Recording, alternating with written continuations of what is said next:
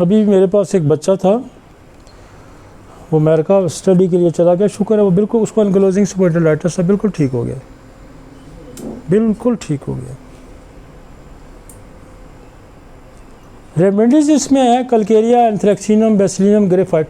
अच्छा, इसमें देखें कुछ दवाइयाँ और आ गई हैं, ये सोराइटिक अर्थराइटिस भी आ गया ना साथ, तो दवाइयाँ एंथ्रेक्सिनम आ गई, ग्रेफाइट आ गई, सिपिया आ गई, आर्सेनिक आयोडाइड आ गई, टेलोरियम आ गई, एंटमक्रोडम आ गई, मार्गन आ गई, थायरोडीनम आ गई, स्टेफिस एगेरिया, मेथोट्रेक्सेट।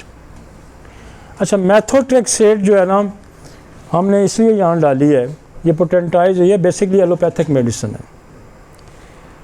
ये वहाँ सोराइसिस के लिए भी यूज़ होती है और इसके लिए भी यूज़ होती है, जोड़ों के दर्द के लिए भी यूज़ होती है। तो यहाँ हम सोराइसिस में इससे सोराइसिस में काफ़ी फ़ायदा होता है। जो केस फंसे फुसे होते हैं ना, हम वीकली या 15 दिन बाद इसकी एक आध डोज देते हैं, तो उससे ये है केस जो है ना बेहतर होते जाते हैं।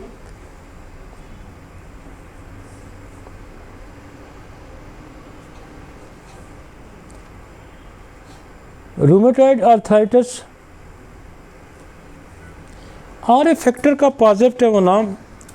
हमारे पास रूमेटॉइड आर्थराइटिस में जो दवाइयाँ काम करती हैं वो आपकी रूटा है, वो आपकी अर्निका है, वो आपकी लीडम है, वो आर्टिका यूरिन है, वो लिथियम कार्ब है। जो इन्फ्लेमेटरी दवाइयाँ सारी जो हमारी हैं, जॉइंट्स की ब्रायोनिया है, रोस्टॉक्स है, ये सारी कम करती हैं, लेकिन पार्शली करेंगी, बहुत कम करेंगी, जब तक आप उसको मियाज़मेटिक कॉजेटिक फैक्टर पे नहीं जाते। इसलिए मैंने पहले एक बेस सेट की है शुरू में, उससे आपने इधर उधर नहीं होना, जहां भी जाएंगे उसको साथ रखना है आपने। चाहे आप डिजनरेशन में जाएंगे, आप इन्फ्लेमेटरी में जाएं, उसको आपने नहीं भूलना, अपनी बेस आपने नहीं छोड़नी। आगे ऑर्गन स्पेसिफिक भी दवाइयाँ आती जाएंगी, उनको साथ लगाते जाएं, उनको साथ लगाते जाएं, लेकिन उस बेस को नहीं छोड़ना, उसको टच करना। आगे चलते हैं।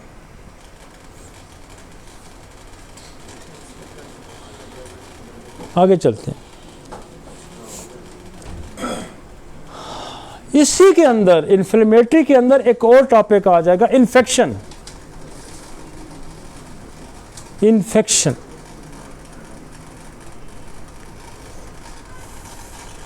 जॉइंट के अंदर मोस्ट कॉमन इन्फेक्शन की जो वजह है वो टीबी। ये मैं भी कह रहा हूं और मैंने आज से 20 साल पहले भी कहा था, मैं आज भी कह रहा हूं, लेकिन ये जो ट्यूबरक्लोसिस के एक्सपर्ट हैं वो भी ये कह रहे हैं, और जो रोमेटोलॉजिस्ट हैं वो भी यही कह रहे हैं कि जॉइंट्स के अंदर इन्फ्लेमेशन और जो इन्फेक्शन है उसका सबब बड़ा जो है वो ट्यूबरक्लोसिस है। इसलिए हम जोड़ों के दर्द में ड्रोसा का बहुत ज़्यादा इस्तेमाल करते हैं, हम जोड़ों के दर्द में मेडोरिनम का बहुत ज़्यादा इस्तेमाल करते हैं। और इन्फेक्शन जो है जोड़ों के अंदर, जब इन्फेक्शन आ जाएगा, जोड़ों के अंदर ब्लड की जो सिनोवियल फ्लूइड इसको हम कहते हैं, जो जोड़ों के अंदर होता है, ये जो सिनोवियल फ्लूइड है इसके अंदर इन्फेक्शन पैदा हो जाता है। वो इन्फेक्शन क्या करता है, फिर साथ वाले जो लिगामेंट्स हैं, टेंडन है, कार्टिलेज बोन है, उनको फिर ख़राब करना शुरू कर देता है पहले। और इसकी पहचान क्या है? Redness, swelling and pain. ये हमारी दवाई की भी अलामत है। कौन सी? Belladonna. Redness, swelling and pain. तो वो बेलाडोना इज एक्यूट कंडीशन होती है ना, सुर्खी, सोजन, दर्द। अब इन्फेक्शन होगा तो क्या होगा? सोजन, सुर्खी, जोड़ सूज जाएगा ना, तो इन्फेक्शन होगा तो जोड़ सूज जाएगा, स्वेलिंग हो जाएगी, फिर उस पर सुर्खी भी आ जाएगी कि ब्लड वहाँ रश करेगा। जहाँ बॉडी में कोई मसला होता है ना, ब्लड उधर रश करता है। कोई भी बॉडी के किसी हिस्से में क्रैश आएगा, ब्लड दौड़ेगा उधर। दौड़ेगा तो आगे रोला पड़ा और रोला पड़ जाएगा, स्वेलिंग हो जाएगी, रेडनेस आ जाएगी और फिर साथ पेन स्टार्ट हो जाएगी। तो इन्फेक्शन को फौरन कैसे पहचानना है? सुर्खी, रेडनेस, पेन, स्वेलिंग।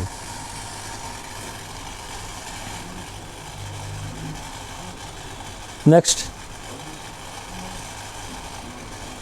गोट क्रिस्टल्स। अब गोट जो है बेसिकली वो कह रहा है कि एक बड़ा सोर्स जो है वो यूरिक एसिड का है। गोट के अंदर एक बड़ा सोर्स क्या है? यूरिक एसिड का है। और इसका जब हम एनालिसिस कराएंगे तो बाज़ दफ़ा यूरिक एसिड ब्लड में नहीं मिलता, तो वो टिश्यू को वहाँ से उसकी टेस्ट करेंगे तो वहाँ डिपॉजिट हुआ होता है, क्रिस्टल वहाँ जमे होते हैं। और बाज़ दफ़ा कोई यूरिक एसिड की उसने दवाई खाई होती है, लेकिन क्रिस्टल चूँकि वहाँ जमा होते हैं वहाँ। और इसकी पहली जो निशानी है गाउट की, ये बिग टो, आपका जो पाँव का अंगूठा है उसको पकड़ता है।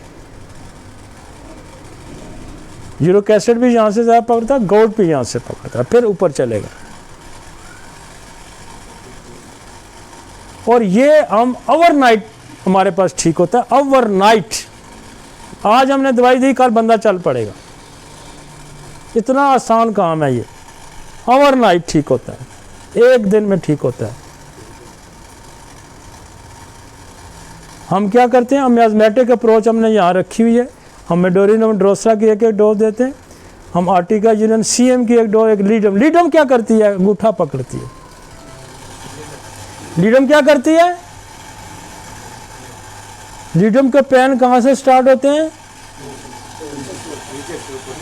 अंगूठे को पहले पकड़ेगी, यूँ आ जाए। हमने यूरिक एसिड के लिए क्या किया? आर्टिका यूनियन लगाया, और उसकी यूरिक एसिड की जो वजह बनी थी उसको हमने मियाज़मेटिकली 2 दवाइयाँ लगाई। मेडोरिनम में भी लगाई, मैंने कहा था इन्फ्लेमेट, मेडोरिनम में लगाई, ड्रोसरा लगा दी। कॉजेटिव फैक्टर मियाज़मेटिक उससे कवर किया, यूरिक एसिड को कवर किया, और लोकल जो सिम्टोमेटोलॉजी है हमने लीडम लगा दी। आप यूं दें, अगले दिन बंदा चलेगा, बिल्कुल चलेगा। गाउट, और वो कहता है कि एक तो गाउट हो गया, एक स्यूडो गाउट है।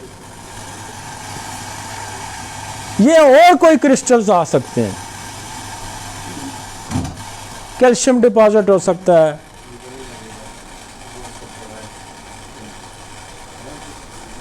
जिसमें कोई खराबी है यार।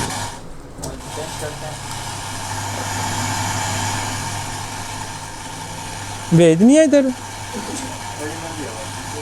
सारा मजा ही किरकिरा रहा है।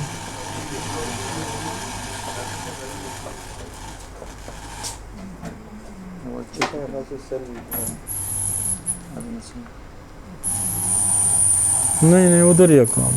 नहीं, मेरे हाथ लग रहा है इसलिए हो रहा है। इसके अंदर क्या मसला है? ठीक हो गया।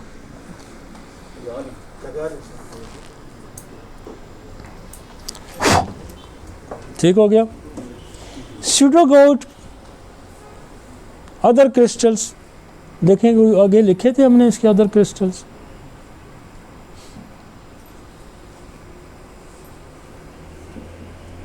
हाँ, ये देखें,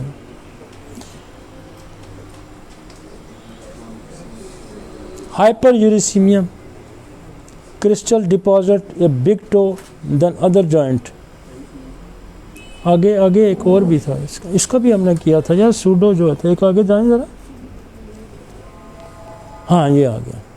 Pseudogout is the type of arthritis that cause spontaneous painful swelling in the joint.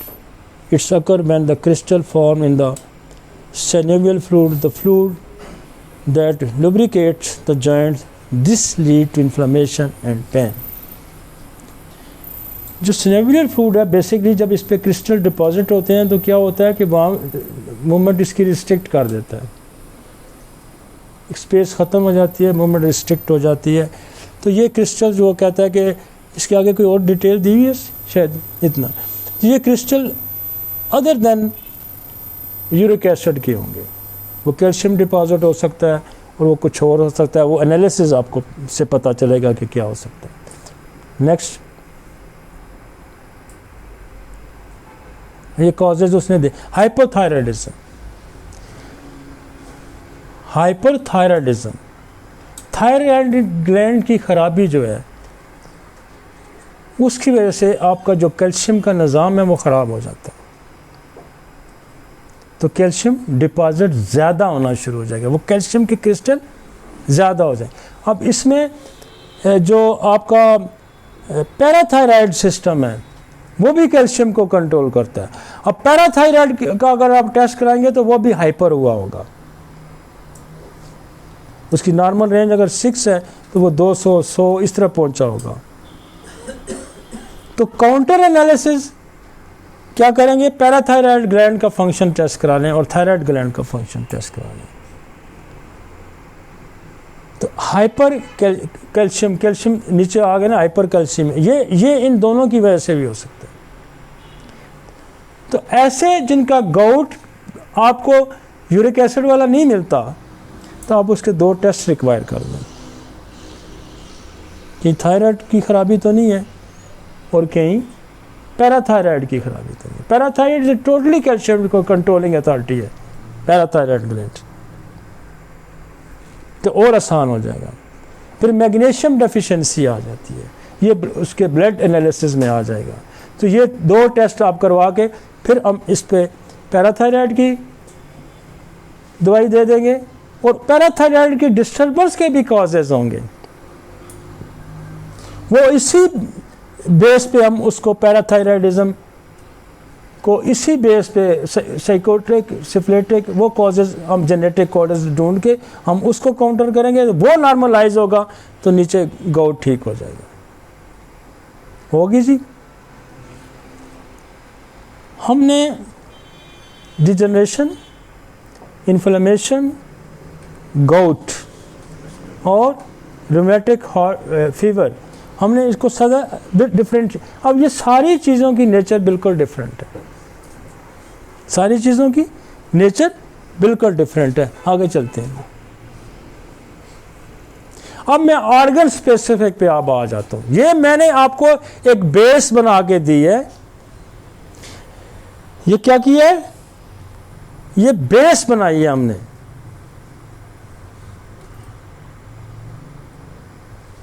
Degeneration, inflammation, gout, crystals, malignancies, injury, ये बेस है। ये अगली बेस है, उससे पहले मियाज़मेटिक बेस थी, ये पैथोलॉजिकली बेस है। एक चीज़ से दूसरी से अलग करना है, एक चीज़ को दूसरी से अलग करना। अब हम आ जाते हैं जो कंप्लेन आपके पास आएगी। ये जनरल एक मेरा हमारी अप्रोच थी about the pain, general approach थी अबाउट द रूमेटोलॉजी कि ये बेस सेट करें, ये डिफरेंशिएट करें। और इतना साइंटिफिक वे है ये, आपको वहाँ दवाइयाँ भी मिलेंगी, कॉजेशन भी मिलेगा, सब कुछ मिल जाएगा। इसको गो थ्रू करें, 2-3 दफ़ा करेंगे, आपको समझ करें आ जाएगा, अप्लाई करेंगे। पहले ही डिफाइन करें, डिजनरेशन है, इन्फ्लेमेटरी है, 2 डिफाइन होंगे। उसके बाद क्रिस्टल्स, उसका आसान सा थंब पकड़ा जाएगा, आगे चलते हैं।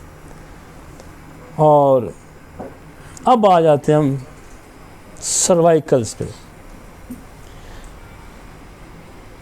7 मोरे हैं इसके, C1, C4, C1 to 3 joint हुए होते हैं, C4, C5, C6। अब मोस्ट कंप्लेन पता है क्या आती है हमारे पास, ये एरिया पकड़ा जाता है। तो ये कौन सा है, C5, deltoid shoulder muscle. Wrist, बाद बार रिस्ट में पेन आता है, मैं उसको क्या देता हूँ, मैं तो सर्वाइकल का प्रॉब्लम है, मैं कहते फिर इधर होता है, थोड़ा होता है, ये ट्रैवल करके रिस्ट तक आता है, यहाँ से ट्रैवल करेगा, रिस्ट को पकड़ेगा। ट्राइसेप्स, फिंगर्स, इवन फिंगर तक आते हैं पेन्स। तो ये हमने इसलिए आपको कहा कि आप मरीज़ को कहेंगे आपका चौथा मोहरा ख़राब है, आपका डायफ्राम में आ गया, नेक मसल्स के में। अब नेक्स्ट मसल से हम शुरू करते हैं। अब ये मसल जो ऊपरा यहाँ गुद्दी में ये दर्द होता है, पहला दर्द, दिस इज द जलसीमी, ये पहला दर्द। फिर ये 3 मोहरों का नीचे दर्द, कॉकुलस। अब इसके नीचे काम जो है ना, आपका जो है ना डायफ्राम में ये दर्द आएगा, बहुत कम चांसेस होते हैं। अब ये पेन शोल्डर्स में आ जाएगा, ये पेन बाजुओं में आ जाएगा। यहाँ मोस्ट कॉमन डिजनरेटिव चेंजेस हैं, मोस्ट कॉमन। और यहाँ क्या बनता है, ऑस्टियोफाइट बनते हैं। यहाँ क्या बनता है, ऑस्टियोफाइट बनते हैं। नोकें, हड्डी कमज़ोर होती है, नोक निकलती है, नोक निकलती है तो नर्व को कंप्रेस करेगी, दर्द यूँ आएगा। और डिजनरेटिव डिस्ट्रक्टिव सबसे बड़ी दवाई सिफलिनियम है, ये बेस है आपकी सिफलिनियम।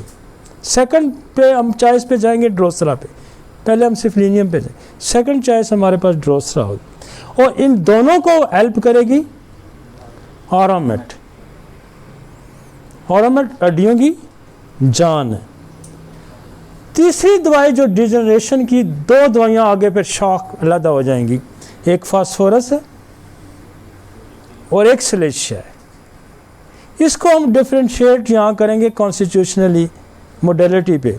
एक को सर्दी ज़्यादा लगती है, एक को गर्मी ज़्यादा लगती है। तो हम आगे क्या करेंगे, फास्फोरस को ऐड करेंगे या सिलेशिया को ऐड करेंगे। तीसरी टोटली पैथोलॉजिकली चेंज पे मेडिसिन आ जाती है, वो है कल्केरिया फ्लोर। और ये कभी भी फेल नहीं होता, बहुत कम चांसेस होते हैं कि इसके फेल होने के। और मैं आया सर्वाइकल, मैंने बस लिखने में जो टाइम लगता है, लिखने में टाइम लगता है। कहते ना कैसे लिखता है, इसके पीछे कितनी स्ट्रगल है, कितनी मेहनत है, कैसे लिखता है, ऐसे तो नहीं लिखता ना। ये कभी बहुत कम चांसेस होते हैं इसके। फिर हमारे पास 2 बड़ी दवाइयाँ और यहाँ काम करती हैं और वो बहुत अच्छा करती हैं।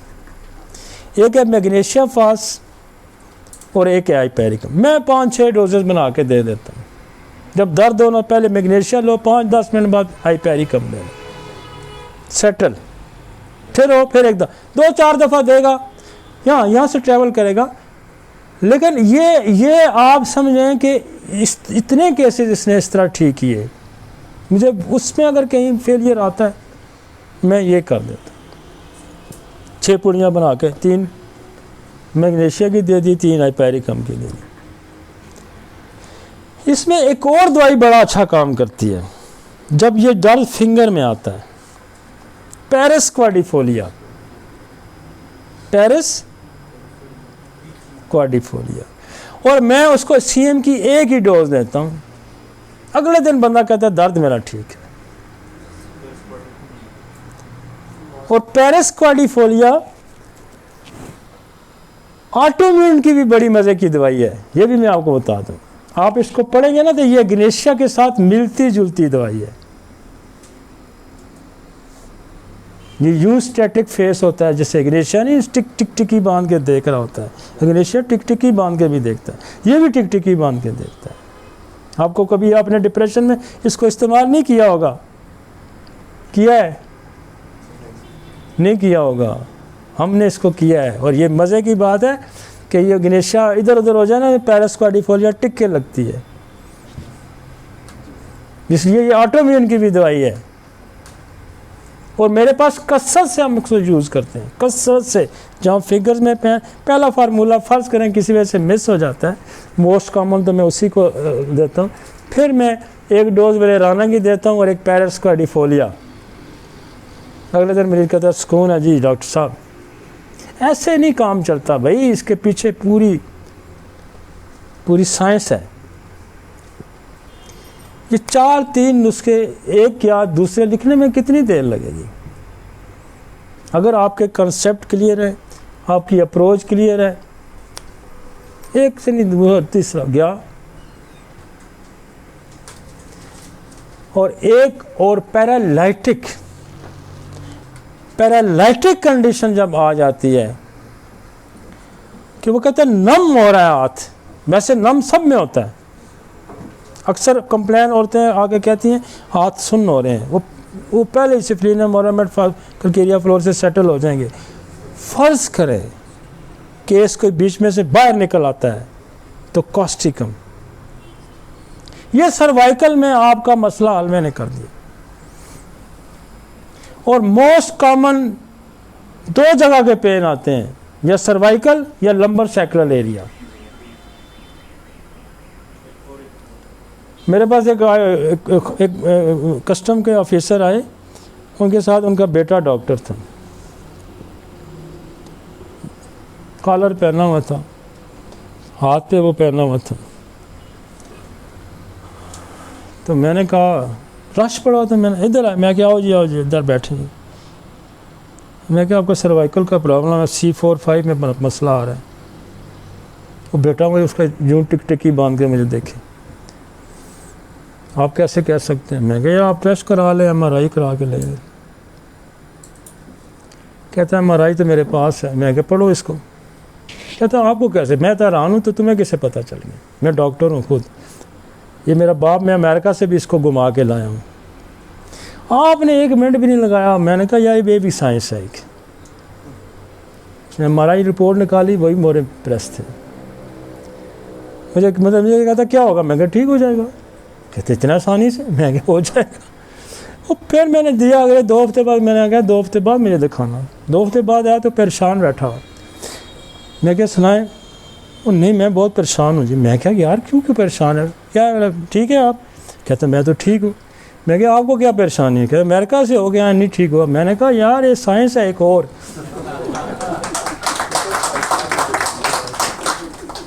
ये और एक साइंस है, इसकी भी तवज्जो दे दे। तो लोग जो मेरे साथ आज 15, 20, 30 जो स्पेशलिस्ट काम करते हैं हमारे साथ, उसमें रेडियोलॉजिस्ट है, उसमें ऑर्थोपेडिक है, उसमें पैथोलॉजिस्ट है, ये सारे लोग बेसिकली होम्यो की दवाइयाँ लेके इधर कायल हुए। समझ आइए आपको। तो अगर हम इन चीज़ों को नहीं समझते तो वो कहेंगे यार ये वैसे ही बंदे हैं, इनको नहीं पता रूमेटॉइड आर्थराइटिस क्या होता है, डिजनरेशन क्या होती है, गोट क्या होता है। ये तो ऐसे ही बस तुक्का लग गया ना लगा, लग गया तो लग गया, ना लगा तो ना लगा ना। वो कहते हैं पीर पुत्र देसी तो नहीं रखना। ये बड़ा अजीब सा कंसेप्ट है हमारा, लेकिन ये बड़ी मज़े की साइंस है अगर आप इसको डिटेल में पढ़ते जाएं, डिटेल में पढ़ते। हमने एक कॉन्सेप्ट क्लियर किया, आपको बेसिस सेट की, डिफरेंशिएट किया, फिर हम इस पे आए। और अब आप इसको समझ के जब दवाइयाँ देंगे और आपको इसकी बेसिस का पता होगा तो आपको खुद भी मज़ा होगा, मरीज़ को भी मज़ा आएगा। अब यहाँ एक और प्रॉब्लम जो हमने कहा कि वो आएगा एनक्लोजिंग का, जिसमें मोरे फ्यूज़ हो जाता है, वो एनक्लोजिंग है। उसकी बड़ी ख़ास सिम्टम आएगी आपके पास। मरीज़ जब आएगा तो पूरा घूमेगा, यूँ नहीं कर सकता, यूँ नहीं कर सकता, यूँ नहीं कर सकता। एक ख़ास मोमेंट से उसकी एंट्री, उसकी ख़ास मोमेंट की होगी। हेड स्टिल होगा यूँ, जब वो फिरेगा भी तो यूँ फिरेगा। तो यही जज हो जाता है, दिस इज एनक्लोजिंग स्पाइंडाइलिटिस।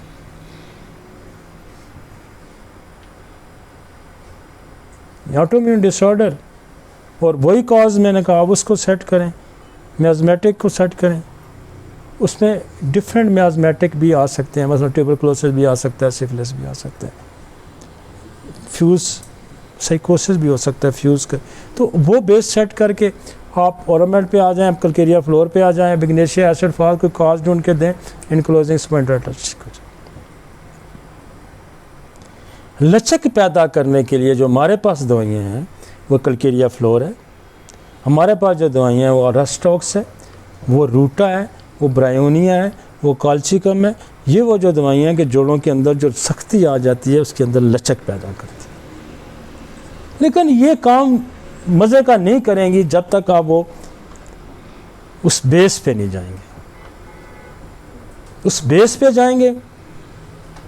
हम आगे चलें, आगे चलते हैं। अब ये दरमियान वाला जो हिस्सा आ गया थोरेसिक, आप याद रखें यहाँ बहुत कम कंप्लेन आती है, क्योंकि ये आगे रिब्स के साथ ये हड्डी जो है ना इसको सपोर्ट होती है। ये 12 मोरे यूं रिब्स के साथ जुड़े होते हैं।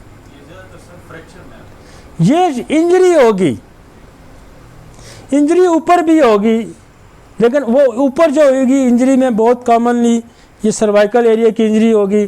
तो आपने इंजरी की जो बोन्स की मेडिसिन है और नर्व्स की जो मेडिसिन है वो अप्लाई करनी होगी। आर्निका, रूटा, सिम्फाइटम। सिम्फाइटम बहुत बड़ी दवाई है फ्रैक्चर्स की। फिर यहाँ बहुत बड़ी दवाई है हाइपेरिकम, नर्व साथ कंपाउंड फ्रैक्चर आ जाता है, बोन भी आ जाती है, नर्व भी आ जाती है, मसल भी आ जाता है। तो हम उसको इंजरी पे, और यहाँ 2 प्रॉब्लम्स होंगे, ये याद रखें। जिस एरिया का अगर आ गया ना थोरेसिक एरिया की पेन आ गई, फर्स्ट ट्राई करें इंजरी, सेकेंडरी मैलिग्नेंसी है, यहाँ कोई ग्रोथ होगी, जब कैंसर होगा, ट्यूमर, कोई ग्रोथ होगी, मैलिग्नेंसी आ जाएगी। अदरवाइज ये ऐसा मजबूत एरिया, इसको बाकी चीज़ें नहीं तंग करती। रोज़ का कोई चीज़ लगेगी तो ज़रा उसको फ्रैक्चर कर देगी।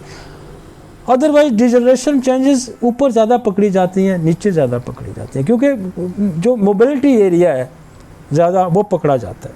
यहाँ प्रॉब्लम आएगा तो फिर आपको फ़ौरन स्ट्राइक करना चाहिए।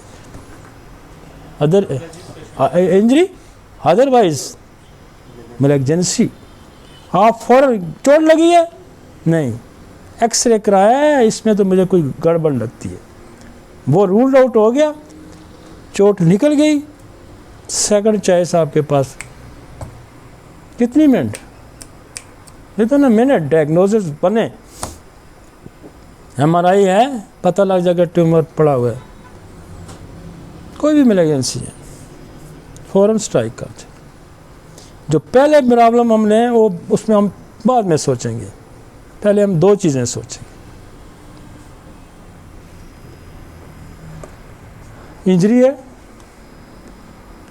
और इंजरी में, बोन की इंजरी में याद रखें स्टार्ट ड्रोसरा से करेंगे हम, एकदम ड्रोसरा बोन को स्ट्रेंथ प्रोवाइड करेंगे।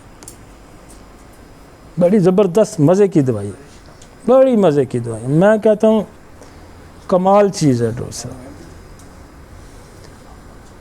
इंजरी में हालांकि लिखा नहीं है उसका, लेकिन ये मेरा क्लिनिकल एक्सपीरियंस है कि मैं हालांकि ऑरोमेट से पहले स्टार्ट करता था, पहले आर्निका, रस्टाक्स, रूटा, ये वो सिम्फाइटम, फिर मैंने ऑरोमेट ऐड करनी शुरू की। अब पिछले 5-7 साल से हमने ड्रोसरा साहब जब लगा रही तो हमारे रिजल्ट और रिफाइन होने शुरू हुए। ड्रोसरा हड्डी के अंदर एक ताकत पैदा कर देता, जोड़ के अंदर एक ताकत पैदा कर देता, और ये तो लोग काली खांसी में इसका इस्तेमाल करते हैं। ये हड्डियों की बहुत बड़ी दवाई। उसके बाद आप ऑरोमेट दें और बोन स्ट्रेंथन हो जाएगी, पावरफुल हो जाएगी।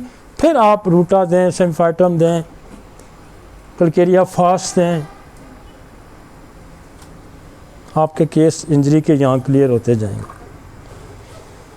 और सेकेंडली मैलिग्नेंसी करेंगे, फिर हम मैलिग्नेंसी का ट्रीटमेंट करेंगे। उसमें मैलिग्नेंसी में भी यही होगा कि बेस सेट करेंगे, मियाज़मेटिक बेस सेट करेंगे। उसके बाद हम जो है ना, जो कॉन्स्टिट्यूशनली उसकी कोई दवाई ढूंढेंगे, मसलन Calcarea fast, Calcarea card, phosphorus, इस तरह की दवाई ढूंढ के फिर उससे हमारा काम निकल जाएगा। अदरवाइज ऑर्गन स्पेसिफिक पे भी कैंसरियम सिम्फाइटम बहुत बड़ी दवाई है कैंसर की, कलकेरिया फ्लोर बहुत बड़ी, एक्ला लावा, कलकेरिया फास्ट, कलकेरिया कार्ड, ये सारी फास्फोरस, ये सारी बोन मैलिग्नेंसी की दवाइयाँ। तो आपने बेस सेट कर दी, आप आगे आ गए। थ्रोसिक क्लियर हो गया, आगे आ जाए। लंबर और सैक्रल, बहुत ज़्यादा कॉमन कंप्लेंट्स आती हैं लंबर सैक्रल एरिया की। ये सर्वाइकल पकड़ा होगा या ये जगह पकड़ी है। अब यहाँ वही हमने मेथड यूज़ करना है, डिजनरेशन वाला, इन्फ्लेमेटरी वाला। यहाँ डिजनरेशन में बहुत ज़्यादा सिफलिनियम का इस्तेमाल है, यहाँ पे बहुत ज़्यादा सिफलिनियम का इस्तेमाल है, ऑरोमेड का इस्तेमाल है। कैलकेरिया फास और रूटा का वेट बेरिंग एरिया है। रूटा हम इसलिए इस्तेमाल करते हैं, कैलकेरिया फास, ऑरोमेड, ड्रोसरा, सिफलिनियम हम बोन के अंदर स्ट्रेंथ प्रोवाइड करते हैं, और लिगामेंट के लिए हमें रूटा का इस्तेमाल करते हैं। कनेक्टिव टिश्यू जो बोन के साथ जुड़े होते हैं, उस पे अगर किसी दवाई का सबसे ज़्यादा रोल है तो वो है रूटा, और सेकंड चॉइस हमारे पास है कैलकेरिया फ्लोर। कैलकेरिया फ्लोर भी क्या काम करते हैं, कनेक्टिव टिश्यू इनके अंदर जो नरम हो जाते हैं, वीक हो जाते हैं, इनके अंदर लचक खत्म, उसको कैलकेरिया फ्लोर क्लियर करती है। और ये सारों की, तीनों की अलामतें बड़ी मज़े की हैं। ये तीनों beginning pain, constant movement, rhus tox की तरह। रूटा भी रस्टॉक्स की तरह मोडेलिटी, कैलकेरिया फ्लोर भी रस्टॉक्स की तरह मोडेलिटी, रोडोडेंड्रॉन भी रस्टॉक की तरह की मोडेलिटी, लेकिन stages rhus tox ligament muscle, ruta ligament muscle plus bone connective tissue.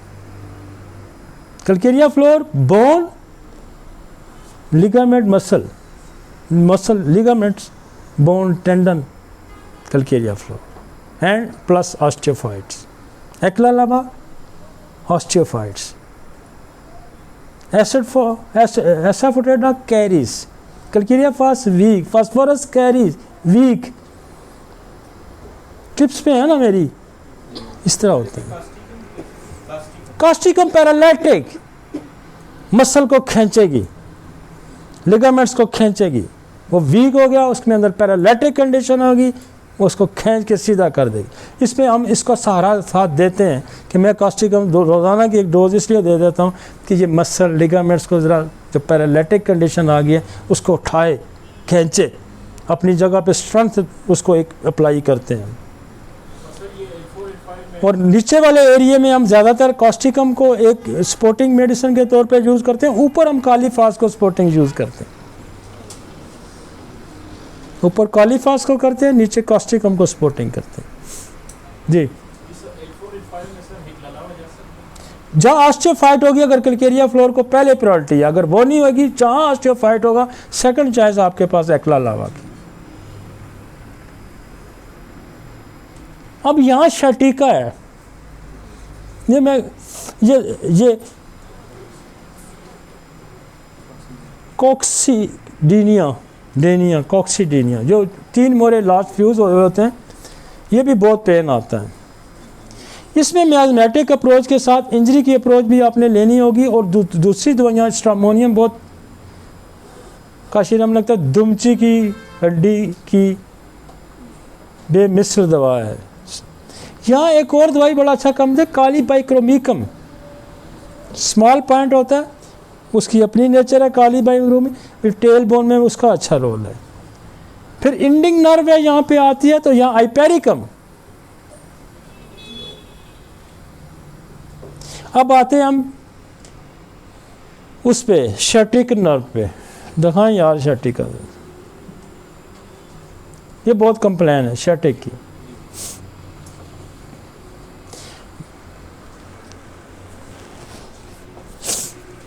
ऊपर कैलकेरिया फ्लोर लगेगी, नीचे रूटा लगेगी।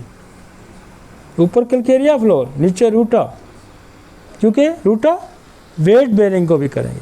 और देखेंगे ऑस्टियोफाइट क्लियर है, इंडिकेशन आई है इसमें, तो फिर आप उसकी जगह कैलकेरिया फ्लोर लगा देंगे। अगर डिजनरेशन है, ऑस्टियोफाइट नहीं है, फिर रूटा लगेगी। ये है जी आपका शटिका। ये L4-5 S1 2 5 मोरे हैं, 5 5 मोड़े हैं, ये छोटी छोटी नर्व्स निकल रही हैं और आगे एक बंडल बन रही है, बड़ी ब्रांच बन रही है। आप जब शैटिका का पेशेंट आएगा तो आप उसको कहें L4, L5, S1, S2, S3, जहाँ MRI करा के ले आ, यही होगा, क्योंकि ये निकलते ही यहाँ से। इधर की दबेगी तो उधर दर्द होगा, उधर की दबेगी तो इधर दर्द होगा। ठीक हो गया। मोरा उधर से उठाएगा ना, मोरा इधर से उठेगा तो उधर कंप्रेस करेगा तो दर्द उधर चलेगा, मोरा उधर से उठेगा इधर कंप्रेस करेगा दर्द इधर आ जाएगा। अब ये यहाँ से निकलती है, देखें ना, ये सिंगल नर्व है, ये L4 से निकल रही है, L5 से निकल रही है, फिर S1 से निकल रही है और फिर उससे निकल रही है 2-3 से निकल रही है, 5 है जी। ये दबेगी तो शैटिका होगा। बेसिकली इस नर्व का नाम ही शैटिका नर्व है, इसलिए हम इसको शैटिका कहें, और ये मज़े की होम्योपैथी से ठीक होती है।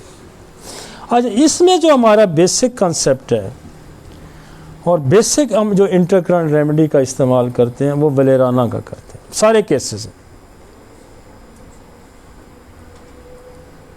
और वलेराना का ये रोल है कि ये जो नर्व की जितनी भी डिजीज़ हैं इसको उसको एक दफ़ा एज ए इंटरकरंट उसको ऑब्स्ट्रक्शन को ये रिमूव कर देती है। और नर्व्स के अंदर ये कोई ऐसी दवाई है कि ये नर्व्स के अंदर इतनी पावर ले आती है कि नर्व जो है वो रिलीज़, मतलब इतनी ताकत देती है कि वो मोरे से रिलीज़ हो जाती है, पसीव जगह से ये नर्व के अंदर स्ट्रेंथ आ जाती है और ऐसी कोई स्ट्रेंथ प्रोवाइड करती है, डिसलोकेशन को पुश कर देती है, नर्व के अंदर इतनी ताकत प्रोवाइड कर देती है कि नर्व कोई ऐसी जोर लगाता है नर्व्स कि ये। अब हमारे पास जो अब यहाँ हम बड़े सिम्टोमेटोलॉजिकली देखते हैं कि किस लेवल का नर्व कंप्रेस है। हमारे पास यहाँ मेरे पास जितनी भी सिलेक्शन है वो मोडेलिटी पे सिलेक्शन है। जहाँ वाद एक ऐसी जगह है जहाँ मैं मोडेलिटी पे उसको सिलेक्ट करता हूँ। मसलन वो कहेगा, मेरा सवाल 3-4 सवाल होते हैं, दबाने से गर्म करने से फाका है तो हम मैकफास और कोलोसिन देंगे, वलेराना पहले लगा देंगे, उसके बाद हमने मैकफास कोलोसिन CM की एक डोज ही देनी, और मैं इसमें रिपीट भी नहीं करता। और अगले दिन जब बेहतर हो गया तो ठीक फारग होगी। उसके बाद हमारे पास यहाँ numbness alternate with the pain, एक ही दवाई अगली काम करेगी, वो है निफाइलम। निफाइलम रह जाएगी तो फिर कैमोमिला।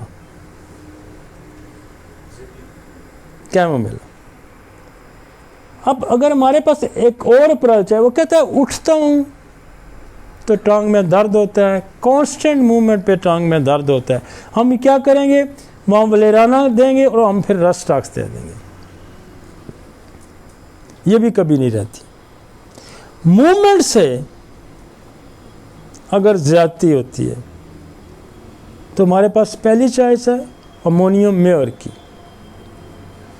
अगर मरीज ये कहता है कि मैं चलता हूँ तो मेरा दर्द बढ़ जाता है और जितना भी फिर मैं रिस्ट्रिक्ट कर देता है, मुझे बैठा देता है, तो अमोनियम मेयर शाज़र नाज़री फेल होती है, वलेराना दे के अमोनियम मेयर दे देंगे। सेकेंडली हम चलता है तो दर्द रिस्ट्रिक्ट कर देता है, तो फिर मैं ब्राउनिया पे जाऊंगा। अगर मेरे पास अमोनियम में रह जाएगी तो फिर मैं कहता हूँ ब्राउनिया भी अच्छा काम करती है। अब मेरे पास एक मरीज़ ऐसा आता है जो कहता है डॉक्टर साहब मैं बैठ ही नहीं सकता। अब बैठ ही नहीं सकता तो हमारे पास दवाई बेसिकली रस्टॉक्स भी है, और अगर रस्टॉक्स भी फेल होती तो फिर काली कार्ब, और काली कार्ब की एक और हम इसको कंफर्मेशन ले लेते हैं कि क्या डिस्चार्जेस से तकलीफ़ बढ़ जाती है मेंसेस के बाद, after coitus, after discharge, after diarrhoea, अगर तकलीफ़ बढ़ जाए, आफ्टर चाइल्ड बर्थ अगर तकलीफ़ बढ़ जाती है और स्पेसिफिक टाइम भी 3-4 बजे का ले आती है, तो फिर काली कार्ब कभी नहीं रहेगी। कभी नहीं रहती। और ये जो बच्चे जनने वाली औरतों की है, जो एक्सेसिव यूज़ ऑफ सेक्स है, इसमें काली कार फिर शटिका नर में नहीं रहती। आप वलेराना दें, और इसके साथ जो कम्प्लीमेंट्री मेडिसिन मेरे पास बहुत ज़्यादा यूज़ होती है वो एसिड नाइट्रिक है। वलेराना में एसिड नाइट्रिक, काली कार में गया, निकल गया। हमारे एक दोस्त हैं डॉक्टर उस्मान साहब, वो 2 दवाइयाँ बहुत यूज़ करते हैं। लेफ़्ट साइड पे वेस्कम और राइट साइड पे वराइट्रम अल्बम।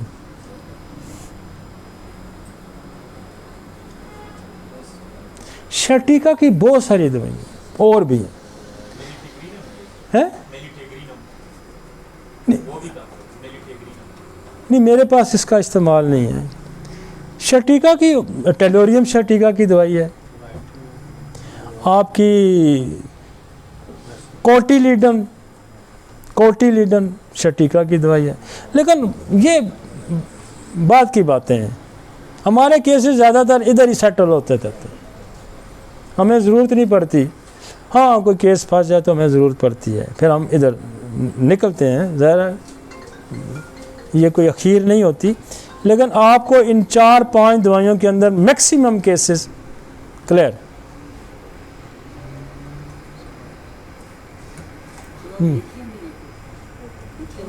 लिथियम में जोड़ों के दर्द में with the uric acid, with the heart cardiac disease के साथ लिथियम कार्ब का इस्तेमाल करेंगे। वो अगर दिल का मर्ज है और जोड़ भी पकड़े हुए हैं और फिर यूरिक एसिड भी अगर, तो फिर लिथियम कार्ब। नहीं, हिप जॉइंट में एस्कुलेस हिप करती है, नो डाउट, उसमें ये एहसास होता है। वो मैं अभी हिप जॉइंट पे आ रहा हूँ, अभी मैं उस पर हिप जॉइंट पे नहीं, मैं तो यहाँ मोरे ख़त्म की हैं अभी। बहुत ज़्यादा और बच्चे जनने वाली औरत, काली कार, सर मोशन एग्रेवेशन के साथ नमनेस भी हो, दोनों सर, मोशन एग्रेवेशन के साथ अमोनियम म्योर, नहीं जी सर, उसके साथ नमनेस भी हो। नहीं, दोनों देंगे सर या एक देंगे? नहीं एक देंगे। किसके साथ? चलने से ज़्यादा? चलने से ज़्यादा होता है और उसके साथ नमनेस भी हो सर। नहीं, मोस्टली कॉमनली पहले चलने से अगर ज़्यादा होता है, नमनेस भी होती है, अमोनियम म्योर क्लियर कर देगी, अमोनियम म्योर क्लियर कर देती है। किसी ने शटिका आपको इस तरह नहीं समझाया होगा कि शटिका है क्या, पहले हमने उसकी पैथोलॉजी देखी है, कहाँ से निकलती है, कहाँ कंप्रेशन आता है, और फिर अगर ये सारी ये दवाइयाँ अगर फ़र्ज़ करें फेल हो जाती हैं, फिर आप डिजेनरेटिव वाला ऑर्डर यहाँ लगाए, वो भी क्लियर कर देगा। लेकिन मैं वो पहले नहीं लगाता, मुझे यहाँ बड़ी ग्रिप है इस पे हमें यहाँ ग्रिप है, हम यहाँ से हटते हैं, फिर हमारे पास ऑप्शन दूसरा पड़ा है, फिर मैं डिजेनरेशन पे चला जाऊँगा, सिफलिन है हमारा, मैं ड्रोसरा, वो कल्केरिया फाज, रूटा, मैं उस पर चला जाऊँगा। लेकिन यहाँ ये बड़े ये सिंगल मेडिसिन से बड़ा क्लिक करती हैं यहाँ पे, अगले दिन बंदा उठ पड़ता है। अब यहाँ पे आगे आ जाएं जी, ये देखें ना, ये सारा उसने बताया हुआ, ये अगर एक और पिक्चर भी आ गया है, L4, L5, S1, ये पीछे पीछे चल रही है। क्लियर? शटिका, जिसको लंगड़ी का दर्द भी कहते हैं, लंगड़ा कर देती है ना, इसलिए लंगड़ी का दर्द इसको कर देते हैं। हकीम लोग लंगड़ी का दर्द कहते हैं। हर कुन्नसा, लंगड़ी का दर्द, शटिका, बेसिकली इसकी जो पैथोलॉजी है वो ये है, और इसको जानना बहुत ज़रूरी है। और हमने बड़े आसान से तरीके से इसको डायग्राम को निकाल के समझा दिया, और दवाइयाँ भी उस हिसाब से समझा दी। अब पेल्विक बोन उसका आ गया जी आपका हिप जॉइंट। हिप जॉइंट में भी वही दवाइयाँ, वही मेथड, वही मोस्टली जो लंबर सैक्रल एरिया में काम करती हैं, वही दवाइयाँ हिप जॉइंट में, लेकिन इसमें कुछ एडिशन हम करेंगे। इसमें एडिशन एक तो एस्कुलस हिप, और एस्कुलस हिप की मोस्ट कॉमन कंप्लेन आती है कि ये जो नीचे वाला जो ये बेसिकली ये पाइल से भी रिलेटेड होती है, और मोस्ट लोगों को पाइल के साथ ये कमर का दर्द आता है, लेकिन कमर दर्द की वैसे भी एक ये दवाई है और हर बंदा अपने हिसाब से इसको जज करता है। और वो मुझे डॉक्टर उस्मान की बात, वो कहता है मैं इसको इस सिम्टम पे जो मरीज़ मुझे कहता है इधर बराव महसूस होता है, बराव महसूस होता है। बेसिकली ये दवाई है वेंस की भी, वेनल सिस्टम की, पाइल्स की भी।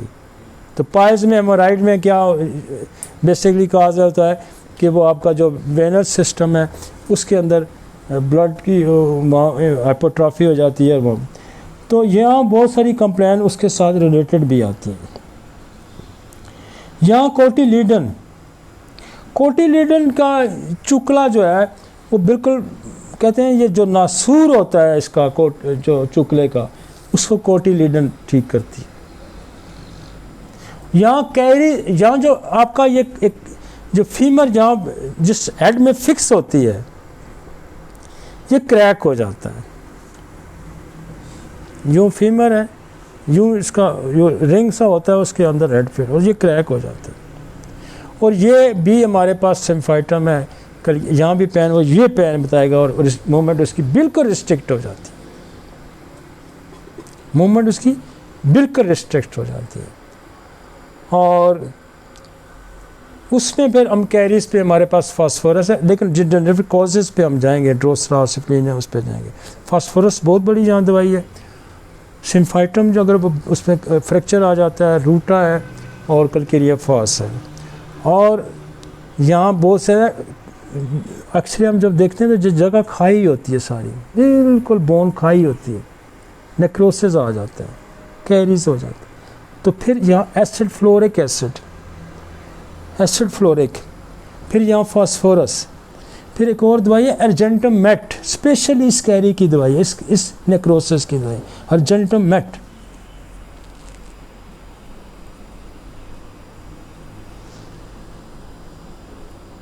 अब हमारे पास लॉन्ग बोन में हमारे पास जो होती है ना, ये फीमर हो गया, टीबी, लॉन्ग बोन के pen acid nitric ओरोमेट।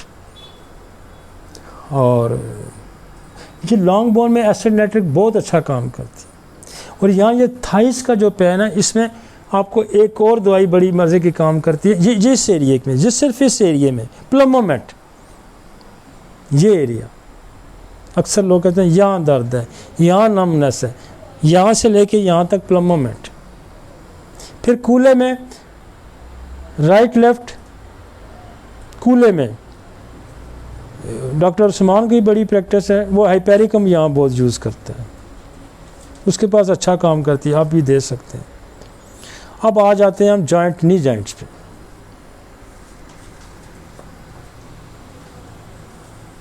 Knee joint पे बहुत अरसे से मैं यहाँ दो दवाइयों को तो मैं कोई 20-25 साल से इस्तेमाल करता हूँ, मेडोरिनम का और ड्रोसरा का। हम शुरू में एक एक डोज देते हैं। फिर मेरे पास यहाँ कलकेरिया कार बड़ा अच्छा काम करती थी। कलकेरिया कार की सिम्टम भी रस्टॉक्स की तरह है, रस्टॉक्स की क्रॉनिक है, चलने से थोड़ा सा रस्टॉक्स की क्रॉनिक है कलकेरिया का, बोन की मेडिसिन है। तो मैं ये करता था कि ड्रोसरा उड़े के ना कलकेरिया कार दे देता था, उसके बाद मैं रस्टॉक्स लगातार देते रहे, एक डोज कलकेरिया कार भी दी। मेरे बड़े मरीज इससे ठीक होते थे। मोडेलिटी पे मैं देता था, चलने से फाका, और जहाँ रुक जाता था चलने से जाती तो मैं आगे कलकेरिया कार हटा देता था, रस्टॉक्स होते ब्रायोनिया लगा देता था। ये ब्रायोनिया की अलामत बिल्कुल सेम काल्चिकम की भी है, मूवमेंट से ज्यादती सेम। तो कहीं ब्रायोनिया रह जाएगी तो काल्चिकम आ जाएगी। फिर हमने ये केस फंसने शुरू हो गए, रश पड़ता है आपके पास। वो जी उसके पास गया था जोड़ों का दर्द, अगला फंस गया, दूसरा फंस गया, तीसरा हम फंस गए। तो फिर मैंने एक और अप्रोच शुरू की, केस फंसा एक, उस पर स्टडी की। तो मैंने यहाँ आर्टिका यूरिन लगाई, वो मैं नीचे लगाता था टो में,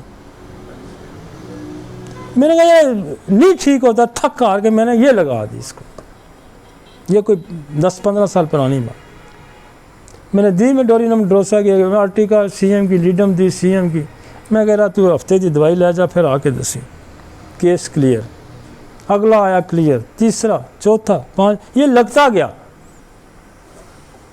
ये लगता ही गया घुटने में, ये वहाँ भी लगता गया, ये यहाँ भी लगता गया, ये फ्रोजन शोल्डर में भी लगता। फ्रोजन शोल्डर हम मिस कर गए हैं, हाँ।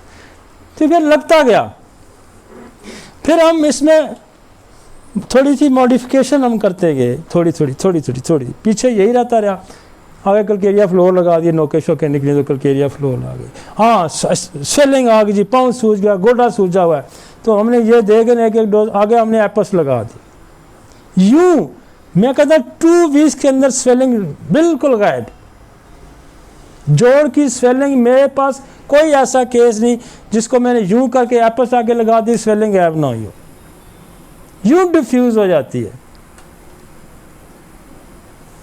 और ये टिप्स पे चलता है। मेरे पास घुटने के दर्द का है, मैंने तो 1 मिनट नहीं लगाना होता, चलो बाहर, नो क्वेश्चन, नो क्वेश्चन। हाँ फंसेगा तो फिर देखूंगा। अब इस पे 20-25 साल लगे हैं यहाँ के सफर तक, और हम तो कुछ छुपा ही नहीं रहे। लोगों को डर होता है मेरा क्लिनिक नहीं चलेगा, मैं बता दूंगा।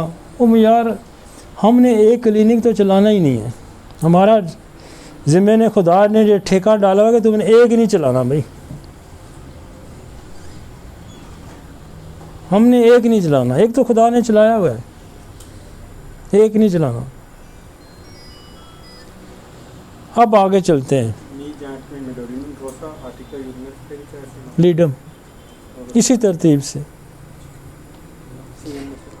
लेकिन इससे वो पहले वाला भी काम करता है अभी तक। मैं बाद दफ़ा जो है ना उसको भी यूज़ करता हूँ, जब मूवमेंट से बेहतरी आ जाती है तो मैं वो ड्रोसरा दे के कलकेरिया का आप सिंगल डोर के रस्टा सब में यूज़ करते हैं, बहुत यूज़ करते हैं, लेकिन मैक्सिमम यही देता हूँ। अगर आ गया तो फिर पूछूंगा कि यार चलने से फ़र्क होता है नहीं होता, तो फिर शायद ऐड कर दूँ, इससे ज़्यादा कवर होते जाते हैं। मैं कहता हूँ बहुत कम चांसेस होता है मुझे किसी ने आगे कहोगे मुझे फ़र्क नहीं पड़ता, और अगले दिन फ़र्क पड़ जाता है, क्योंकि हम इसको घंटे बाद दे देते हैं 1 2 3 4 5 इंच करके। अगले दिन मरीज थोड़ा सा सुकून में आ जाता है, कहता नहीं बेहतरी होगी। नहीं ड्रोसरा देता हूँ मैं 1 में, मैं डोरिनो में देता ही 200 में हूँ यहाँ पे। हाँ 200 में बहुत अच्छा करती है। मैं ड्रोसरा को मैं 1 देता हूँ, आर्टिका को मैं CM देता हूँ, लीडो ये मुझे देती ही मज़ा CM में। इन्फ्लेमेशन, स्वेलिंग यूँ डिज़ॉल्व करके ना मरीज को ना थका दे देती हैं। एपस जब सूजा हुआ गोडा सूजा हुआ, पानी पड़ा हुआ, मैं 1 2 दिन लगातार दे के फिर 200 देता हूँ, 2 दिन में स्वेलिंग रिड्यूस हो जाती है। मेरे पास एपस बहुत ज़्यादा पानी पड़ने में यूज़ होते हैं, चाहे वो लिवर की वजह से हो, चाहे वो हार्ट की वजह से हो। लोग कोई एपोसाइनम इस्तेमाल कर रहा है, कोई आर्सेनिक कर रहा होता है, कोई पता नहीं बहुत सारी और दवाइयों के नाम है। हमारे पास तो यही चलती है जी। मेरे पास एपस तो इस तरह चलती है जिस तरह की कोई एलोपैथिक डॉक्टर लिखते हैं। चाहे लिवर की वजह से साइटिस आ गई है, चाहे हार्ट की वजह से आती है, ये मज़े का, हमारे हाथ में तो मज़े का काम करती है। शायद वो अकेली देते होंगे, हम तो पीछे इसका पूरा मियाज़मेटिक कॉजेज सोर्सेज दे के देते हैं ना, तो फिर ये सही तका लगाती है, आगे खींच लेती है। मेरे पास बहुत यूज़ होती है साइटिस। मैंने बहुत दवाइयाँ ट्राई की हैं और बहुत सारे एलेट्रेस फलानी ढुमकानी, ये नहीं, मेरे पास तो नहीं चलती।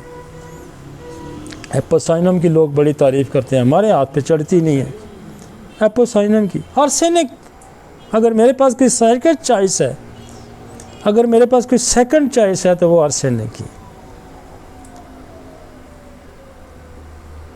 एलेट्रियस है, वो दूसरी वो क्या नाम है, एक और है, बहुत लोग यूज़ करते हैं मदर टेंशन में। एपोसाइनम बहुत लोग, मेरे पास पता नहीं एपोसाइनम नहीं काम करती। मेरे हथे पे चढ़ी नहीं है। मैं मदर टेंचर 1M CM सारी उठा के परे फेंक दी, मैं नहीं यूज़ करता। आपने मेरे प्रिस्क्रिप्शन में वो एक जगह मेरे पास काम करती है एपोसाइनम, एक जगह, और वो टिक के वहाँ लगती है। जो मेंसेस के दौरान वोमिटिंग होती है, पीरियड्स के दौरान जो उल्टी है ना, उसको बड़े मज़े की रोकती है। और एक ही दवाई लिखी है उसने रेपर्टरी में, एपोसाइनम, वोमिटिंग ड्यूरिंग मेंसेस। मेरे पास मेरे हाथ पे इतनी बैठी है। ज़्यादा जो मैं मेरी समझ में जितना जो मेरी क्लिनिकल प्रैक्टिस है, और मैं वैसे ही फ्लूकर छोड़ता रहूँ। तो मेरे पास मेरे भाई साहब ना, मेरे पास डिजिटेलस ने इतना अच्छा काम किया। हालांकि वो भी करती है, साइटिस को कम करती है, लिवर और कार्डियक की जो है उसमें काम करती है, लेकिन मुझे इसी ने ज़्यादा, और सेकंड चॉइस पे मैं हो जाता हूँ। और वापस कोई तकलीफ़ भी नहीं मरीज़ को देती। कार्डियक माइग्रेली है, दिल बड़ा हुआ है, साइटिस है, तो हम एपस को देते हैं। मतलब लिवर हार्ट के जो बाकी चीज़ें अलग से लाइक वो दे के एपस दे देते हैं रोज़ाना की। अच्छा, लिवर की सिरोटिक में पानी पड़ा हुआ था, हम उसमें भी बाकी जो हमारी मेडिसिन हैं उसके साथ हम एपस को एज ए कम्प्लीमेंट्री दे देते हैं, साइटिस कम कर देती है। सबसे अच्छा देखें, अल्टीमेटली फंसता भी है बंदा, लेकिन ये बस आप इसको लिखेंगे तो मैक्सिमम आपको सुकून मिलेगा। एसिटिक एसिड बेसिक कैंसरियन मेडिसिन है। हम पेरिटोनियम कैंसर की बड़ी दवाई है एसिटिक एसिड, हम उसको देते हैं। उसकी खासियत जो है कैंसर में मैं उसको यूज़ करता हूँ। उसकी प्यास जो होती है वो फास्फोरस की तरह होती है, बर्फ़ वाली, लेकिन फास्फोरस से भी ज़्यादा शदीद होती है एसिटिक एसिड का। और एसिटिक एसिड हम पेरिटोनियन कैंसर के लिए ही हम यूज़ करते हैं ज़्यादातर एसिटिक एसिड को। आगे निकलें जी, गोडे से निकलें। गोडा बड़ा बंदे ने, अगर आपने बंदे को 2-4 दिन में चला दिया ना, वाह वाह हो जाती है, रोला पड़ जाता है महल्ले वाला, सीधा ओके खादा तू कितों खा दिया दवाई, ओ जी हो। रूमेटोलॉजी होम्योपैथी में बड़ी मज़े की है। अगर रूमेटोलॉजी, और शुक्र अल्हम्दुलिल्लाह मेरी इस पे है ग्रिप, मेरा हाथ पड़ता है इस पे रूमेटोलॉजी पे। तो रूमेटोलॉजी बड़ी डीप स्टडी है, हमने इस पे बड़ी डीप स्टडी की हुई है। और मरीज़ आते हैं फंसते, मैंने इस पे मेहनत भी बड़ी किया, नहीं ये दवाई काम करे, नहीं, फिर मैथमेटिक अप्रोच पुरानी बेशुमार हर जगह पे डिफरेंट काम किया है। अब मैं गोडे की तरफ, लेकिन मैं इधर मैं शोल्डर ये रह गया था, बाजू कर लेते हैं दवा, फ्रोज़न शोल्डर। अच्छा, यही उठा के इसको फ्रोज़न शोल्डर में ले आए, ये गोडे वाला बिल्कुल उठा के यहाँ ले आए, खुल जाएगा, कभी नहीं रहता बिल्कुल। इसको उठा के इसके साथ कल के लिए फ्लोर 200 TDS कर दें, औरोमेट साथ OD कर दें, ये आपको यहाँ से निकालेगी, निकालता है, बिल्कुल निकालता है, फ्रोज़न शोल्डर को ये निकालती है। अब उसके बाद आपके पास आ गया यहाँ स्कैपुला आ गया। अब स्कैपुला का बहुत कन्फ्यूजन पेन होता है, राइट साइड पे जो होता है वो आप लिवर से रिलेटेड भी वो होता है, चिलिडोनियम है, लाइको है, मैग्म्योर है, कालीकार्ब है, ये सारी स्कैपुलर राइट साइडेड की मेडिसिन है। लेफ्ट पे हमारे पास एक दवाई, इस पे चिनोपोडाई है, चिनोपोडियम है, और लेफ्ट पे चिनोपोडाई है। और यहाँ एक और जो बड़ी हमारे पास लेफ्ट शोल्डर में काम करती है वो है फेरोमेट। फेरोमेट हम 1M की 6 डोजेज बना देते हैं, CM की 1 डोज दे देते हैं। ये लेफ्ट जो स्कैपुला है, इस पर बहुत उसका अच्छा काम है। और इससे आगे हम निकलते हैं तो टेनस एल्बो पे आ जाते हैं। ये कोनी पे जब सबसे ज़्यादा जो काम है वो रूटा का है। गोरों ने इसका नाम रखा है टेनिस। गोरे टेनिस बहुत खेलते हैं, मैंने भी बड़े अरसा टेनिस खेली है। तो ये जो अपना एल्बो बोन है ना, जो जॉइंट है, ये बहुत पकड़ा जाता है, क्योंकि टेनिस जो होता है ना भारी होता है, और वो ज़ोर लगाते हैं। लेकिन टेनिस एल्बो तो उन्होंने इसका नाम ही टेनिस एल्बो, लेकिन ये बहुत कॉमन औरतों में बहुत ज़्यादा होता है, थोड़ा वेट उठाएं तो ये टेनिस एल्बो हो जाती है। यहाँ हमारे पास जो सबसे एक्सीलेंट कभी फेल नहीं होती वो दवाई वो रूटा है, लेकिन हम इसको ड्रोसा और हम रूटा करके देते हैं। ड्रोसा हम यहाँ ज़रूर लगाते हैं, फिर ओरोमेट भी स्पोर्टिंग लगाते हैं, फिर रूटा लगाते हैं। कोई केस शाज़र नाजर रहता है। नहीं मैं नहीं देता, मैं देता ही नहीं, मैं बार चलती है ये। आप ये ना जाए तो दाएं बाएं जा सकते हैं, हमें ज़रूरत ही नहीं पड़ती। हाँ हाँ, ये रूटा कभी नाकाम नहीं करेगी आपको। उसके बाद आ जाएं, बस एक चीज़ आपके पास काम कर रही है तो फिर मैं फंसेगा तो मैं सेकंड चॉइस कोई ढूंढूंगा इधर उधर, क्योंकि ये लिगामेंट बोन दोनों के कनेक्टिव टिश्यू पे रूटा का बड़ा रोल है और ये इसका ज़्यादा इस्तेमाल है, कसरत का इस्तेमाल है ना।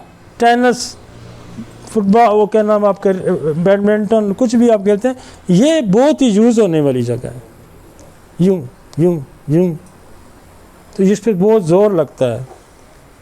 तो ये बड़ी दवाई है रूटा। और रूटा वैसे भी बहुत बड़ी दवाई है आँखों के मसल में और बेशुमार जगह जो फ्रैक्चर्स में है। अब आगे आ जाते हैं रिस्ट। रिस्ट में पहली दो ही दवाइयाँ यही लगेंगी, ड्रोसा लगेगी, ओरोमेट लगेगी। साइकोटो को तो आप मेडोरिनम का ऐड कर सकते हैं। ये रिस्ट में पहले हम देते थे रूटा, बहुत ज़्यादा। मैं ये गैंग्रेन भी हो जाती है ना यहाँ ऐसे गिल्टी से गैंग्रेन बन जाती है, इसमें भी ये डिज़ोल्व करती है। फिर केस फंसने शुरू हो गए, फिर हमने यहाँ एक्टिया स्पाइकाटा शुरू कर दी। यहाँ एक और आता है, इसको कहते हैं कार्पल टनल सिंड्रोम। वो नर्व कंप्रेस होती है और उसको वो सर्जरी करते हैं, लेकिन बात बनती नहीं है।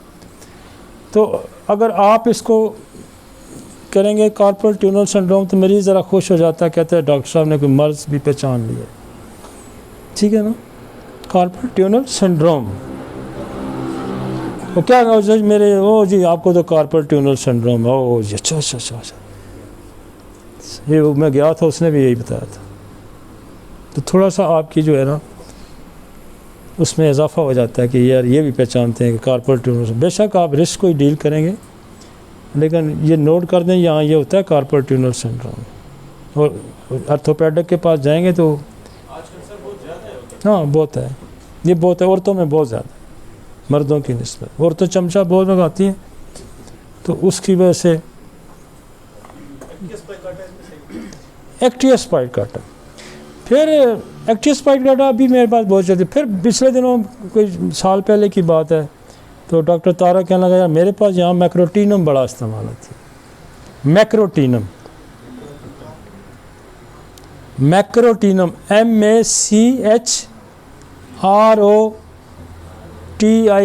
मैक्रोटीनम। अच्छा,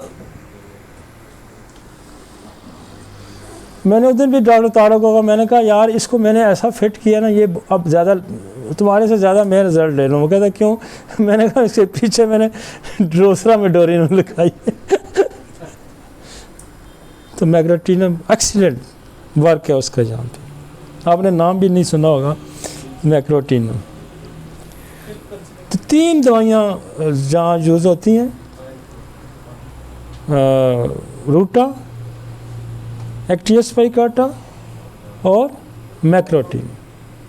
अब यहाँ पैरालिटिक रात सोन भी हो जाते हैं और कभी कभी यहाँ आप कॉस्टिकम का भी इस्तेमाल कर सकते हैं, उससे भी फ़ायदा होता है। अब इससे आगे जाएंगे तो स्मॉल जॉइंट आ जाएंगे। तो वो डॉक्टर साहब ने,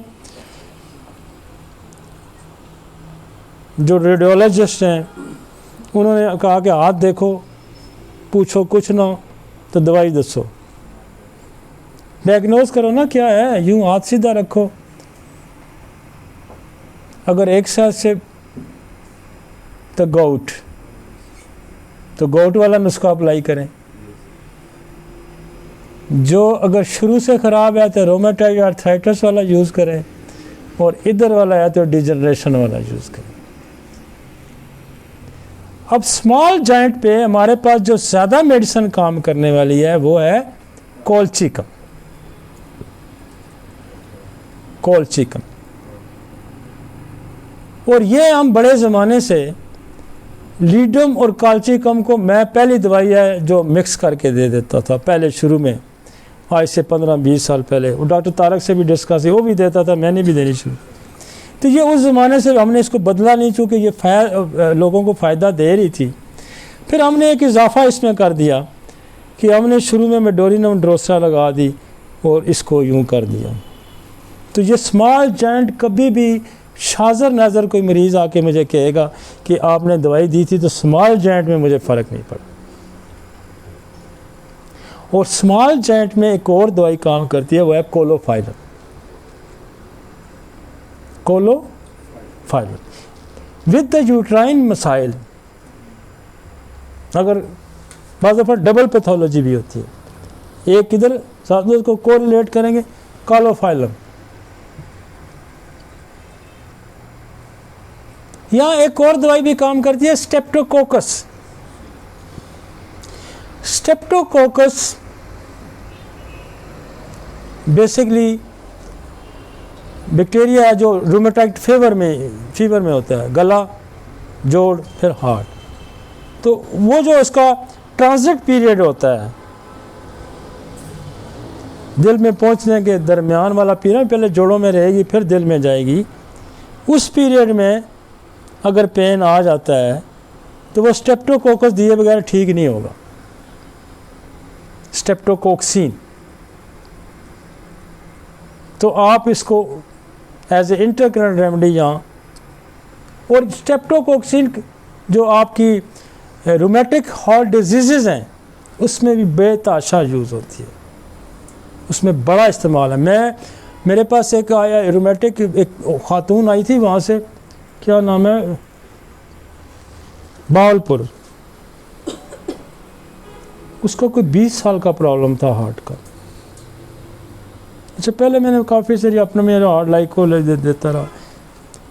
एक दिन आई, डॉक्टर साहब मुझे कोई फ़र्क नहीं पड़ा, मैंने उठा के स्टेप्टोकोक्सिन CM की एक डोज दे दी और SL भेज दी।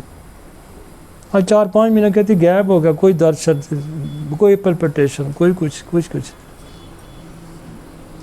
तो रूमेटिक हार्ट डिजीज़ में स्टेप्टोकोक्सिन और कालमिया ये बड़ी, पता नहीं अभी मैंने यूज़ नहीं किया। हाँ, हमने नहीं यूज़ किया ऑस्टियोआर्थराइटिस। हमने यही है, हो सकता है ये कहीं फंसेंगे तो किसी और पे चले जाएंगे, लेकिन मैं समझता हूँ कि ये बेसिक जो कॉजेज़ है जो हमने पहले 4-5-6 मैज़मेटिक कॉजेज़ हैं, ये इनको आपने नहीं छोड़ना आखिर तम तक।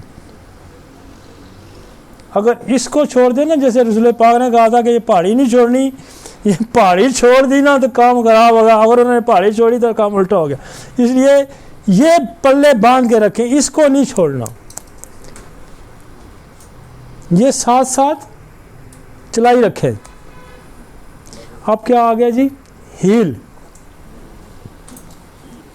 एड़ी का दर्द भी बड़ा तंग करता है जी, लोग अक्सर आके कहते हैं कि जी हील पेन है।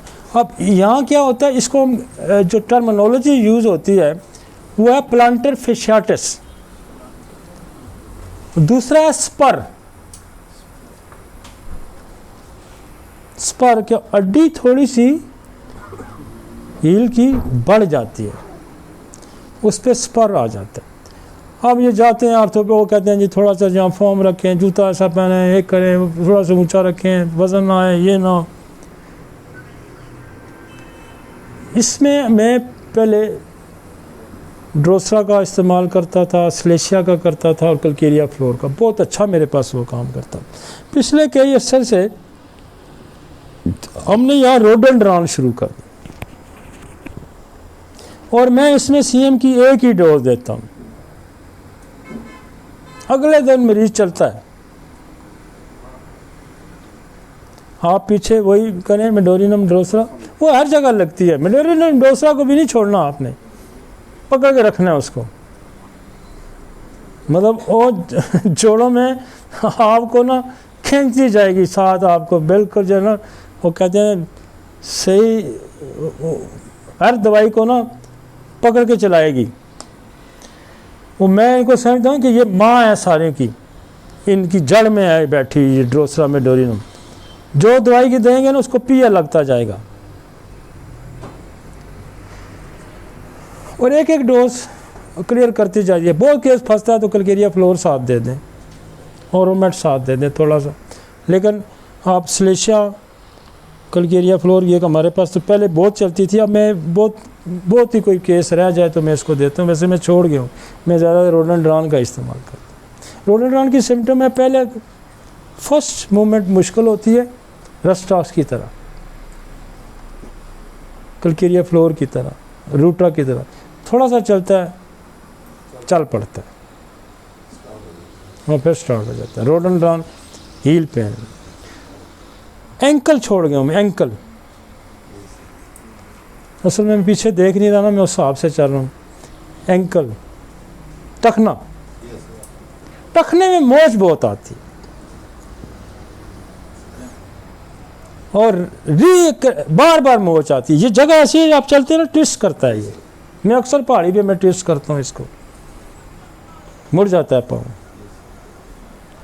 और चूँकि हम पहाड़ी चढ़ते रहते हैं, हम थोड़ी देर में सीधे हो जाते हैं, तो ये लिगामेंट थोड़ा हमारा जो हाइकर वगैरह होते हैं उनके मजबूत होते हैं, तो हम थोड़ा सा यूँ मर जाता है, पता लगता है जान निकल गया। लेकिन 10-20 कदम चलते हैं फिर ठीक हो जाते हैं।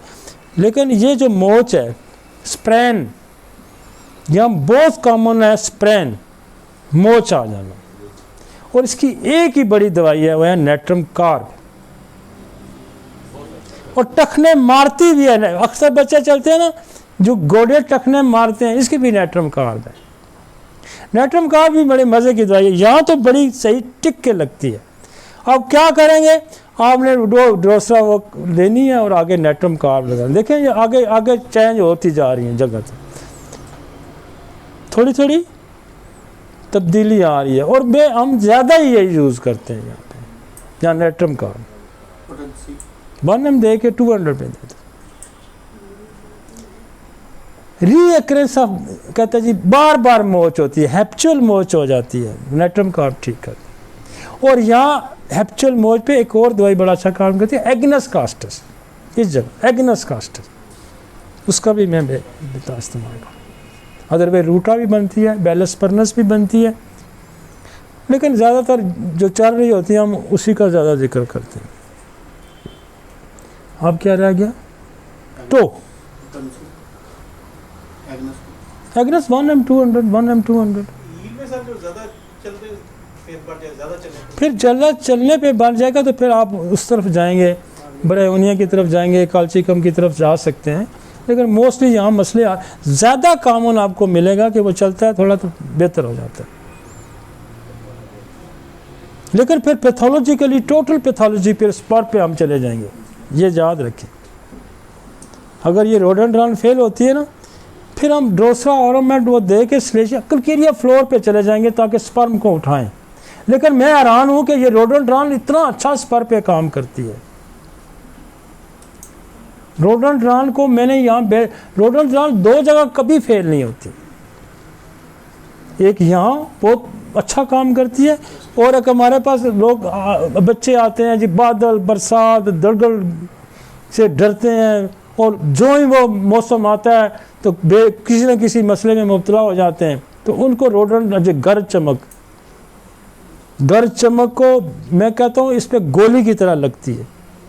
जो all complaints aggravate in the storm, गर्द चमक में तकलीफ़ात का बढ़ जाना रोडोडेंड्रॉन का खास है। अच्छा, ये जो नेट्रम कार्ब है ना, एक और जगह बड़ी मज़े की काम करती है। जहाँ पटाखे बजते हैं ना, बच्चा डर जाता है, आवाज़ से चूंकता है, दरवाज़ा खुला चूंकेगा, पटाखा बजा चूंकेगा, डरेगा, वहाँ भी नेट्रम कार्ब है।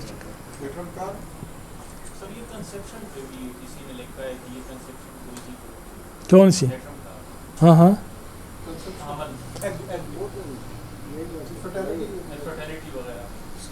हाँ, वो स्टेरिलिटी में यहाँ के सीमन होल्ड नहीं करती, यूट्रस सीमन होल्ड नहीं करती, उस पर लगती है वाकई सीमन, यूट्रस होल्ड नहीं, कॉस्टस के बाद आफ्टर फॉलन सीमन रिलीज़ कर देती है, वो सीमन होल्ड करवा देती है। ये बेशक प्रेगनेंसी करवाए ना करवाए ये मैं नहीं कह सकता, मतलब मैं इस पर कोई फतवा नहीं लगा सकता। कुछ लोग दावा करते होंगे, लेकिन मेरा यहाँ दावा नहीं है, मेरे पास केस ठीक हो गया नहीं, मेरा ये दावा नहीं है। मेरा ये दावा ज़रूर है कि ये सीमन होल्ड ज़रूर करा देगी। प्रेगनेंसी वाला दावा नहीं, उसके और फैक्टर बहुत सारे उसके फैक्टर और बड़े सारे। दरवाजे नहीं, टच का बच्चा डरता है ना, नेट्रम कार 201 में दे दें। तो इसमें मेरे पास जो हमारे पास ये वाकई काम करती है नेट्रम कार सीमन होल्ड कराने के लिए, लेकिन इसको मैं नहीं कह सकता कि वाकई प्रेगनेंसी भी करा देगी।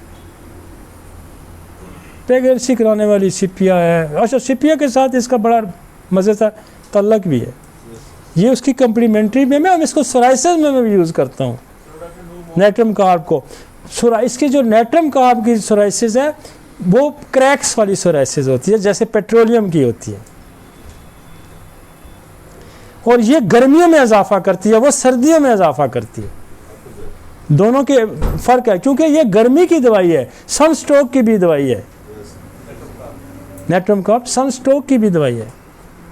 और देखे ना, मैंने इसकी पूरी ग्राफिक पिक्चर आपको दे दी नेट्रम कार्ब। देखे हमारे पे टिप्स पे होती है ना, जब आप यूज़ कर के दिमाग पे बैठी होती हैं, कहाँ सन स्ट्रोक पे लग रही है, कहाँ सोराइसिस में लग रही है, कहाँ एंकल पे लग रही है, कहाँ डरने पे लग रही है।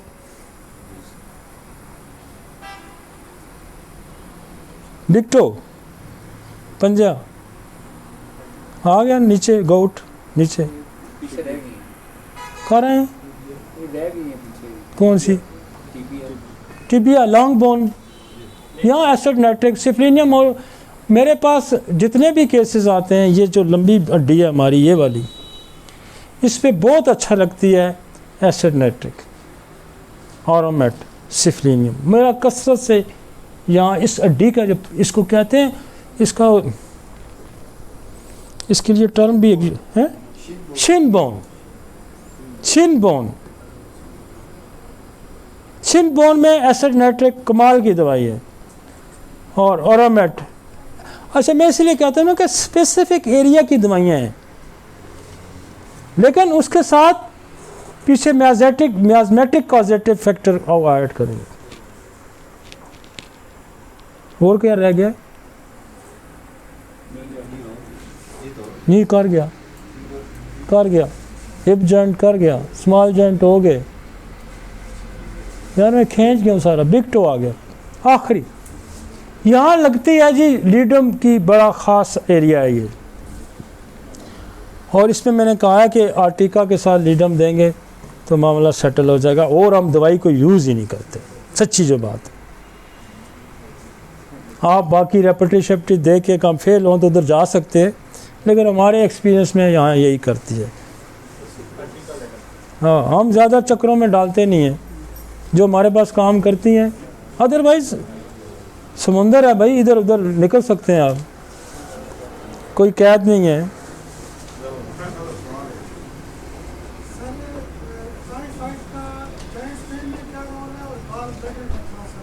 मैं गाल ब्लैडर का आपके आने से पहले बता था, कि कहानी में सुना गया हूँ कि गाल ब्लैडर में इनका सवाल था, वो मैंने बताया कि टाइफाइड का जो बैक्टीरिया है वो जाके, जैसे हमने कहा ना कि sit in the gall bladder, बाकी लिक्स द ब्लड या बाकी एरिया, लेकिन बैठता जाके वहाँ, और जब भी रीअकरेंस होती है वहाँ से रीएक्टिवेट हो जाता है, और वो पत्थर की पथरी भी बनाता है, और गाल ब्लैडर का श्रिंक भी करता है, और वो उसकी डक्ट को ब्लॉक भी करता है। दूसरा, टाइफाइड जो है, टाइफाइड की अपनी एक कॉम्प्लिकेशन है। बेसिकली टाइफाइड जो है ना, वो जब होता है तो किसी न किसी आर्गन को वीक कर जाता है। आईसाइट वीक कर सकता है, मसल को वीक कर सकता है, बोन को बाल उड़ा देता है। तो ये ज़हन में रखें कि जब कोई वीकनेस का आ जाता है किसी भी ऑर्गन का प्री मेच्योर एजिंग में चला जाता है कोई भी ऑर्गन, तो एक सवाल आपका टाइफाइड पे बनता है, एक सवाल और हमारे पास इसका हल है, लेकिन दूसरी साइंसेस पे के पास नहीं। टाइफाइड का नसोड बहुत अच्छा। अब नसोड्स का इस्तेमाल अगर आपके पास कोई सवाल करता है कि यार इतना कसरत से नसोड्स का इस्तेमाल, और भाई हम रिजल्ट भी तो प्रोड्यूस करते हैं। दूसरी बात ये, दुनिया में अगर डिजीज़ को रोकने के लिए कोई मेथड यूज़ होता है वायरल और बैक्टीरिया के लिए, तो वो क्या होता है, वैक्सीन का होता है। और वैक्सीन का मेथड क्या है, नसोड का मेथड मिलता जुलता है। तो अगर उनके पास काम कर सकती है तो हमारे पास क्यों नहीं काम कर सकती। और हमारे पास हमारे पास जितने बैक्टीरिया हैं, क्लैमिडिया है, आपके पास इकोलाई है, आपके पास एच पेलोरी है, सीटोमेगेली है, आपके पास क्लैस्पीला है, आपके पास जितने क्लैमिडिया है, बेशुमार जो नसोड्स हैं, ये जिस तरह ट्यूबरकुलोनियम काम करती है, जिस तरह सिफिलिनियम काम करती है, जिस तरह बेसिलियम काम करती है, ये इसी तरह काम करती है। ठीक है जी, एंड दी।